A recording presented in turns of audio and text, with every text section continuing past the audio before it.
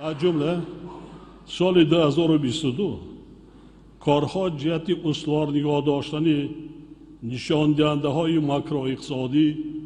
کاهش دادن تاثیر خفای احتمالی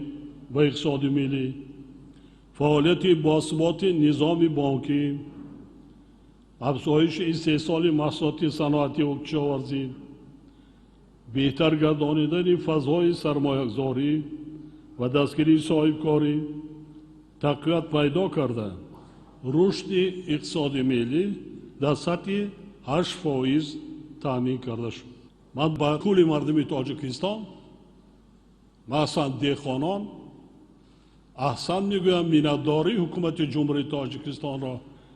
بیان میکنم برای آن زحمت هایی که در سال 2022 یکی از سالهای وزمین ترین در تاریخ انسانیت چنین زحمت کشیدند، مردم را با مواد غذایی تامین کردند و نشان دهنده های اقتصادی ماکرو اقتصادی دولت ما پورا از آن نشان دهنده هایی که بود زیادتر تامین کرده شد.